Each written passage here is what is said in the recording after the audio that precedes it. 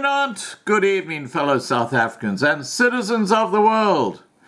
And you know what? There are still some African government departments that are getting their knickers in a knot because they say too many white people are in the really top positions in companies and so on. You know, you've heard of Black Economic Empowerment, or BEE, and affirmative action, and all these terms or policies that the ANC government has brought in to try and level the playing field. In effect, what they're trying to do is impoverish the white population. But that's another story.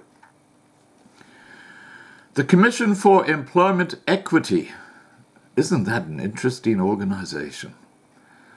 Said workplace transformation remains sluggish in 2018, with its annual report showing that there is still an overrepresentation of white people in top and senior management positions. In the same breath on Tuesday, the report noted that the increase in representation of African and colored groups in the middle to upper levels was marginal at below 1%. White males are still ranked high in top management positions at 56.4% in the private sector, with the figure climbing to 80% in sectors like agriculture. Now, whatever happened to bringing in competence, integrity, education, and ability into the equation? Isn't that perhaps the reason why there is an overabundance of white male involvement in these senior positions? Somehow I think so. And when it comes to agriculture, a white farmer, of course he's going to be top gun in his business. I mean, he is the white farmer. The stats they produce here are absolutely ridiculous. Anyway, having said that, Employment and Labour Minister Thulas Ngesi said the results clearly showed that there was still no transformation in some South African workplaces.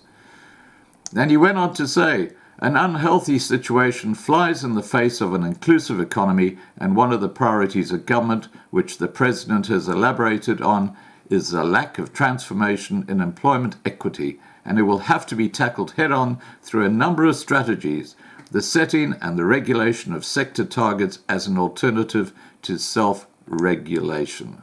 You know what that means? It's going to mean a lot more businesses shutting down that once had competent management when they put the tea lady in as a CEO, which they have done in certain companies in South Africa. It's absolutely ridiculous. The Commission also said the construction, finance and business sectors were the slowest in terms of transformation in the workplace, in line with affirmative action.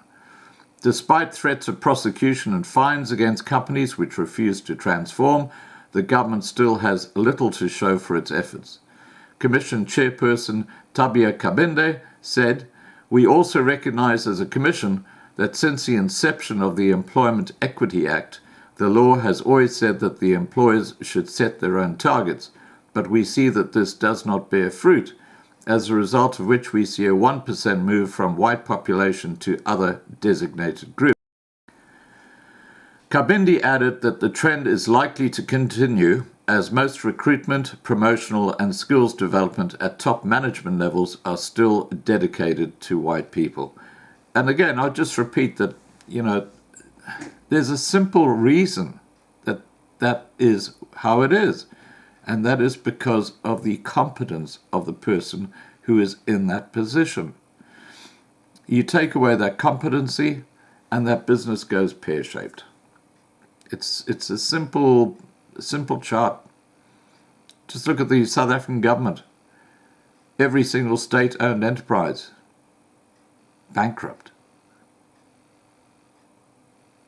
Do private businesses really want to go down that track? I don't think so. Anyway, guys, please remember to subscribe to be kept informed. Ring the bell for the updates. Please like this video and stay safe. Bye for now.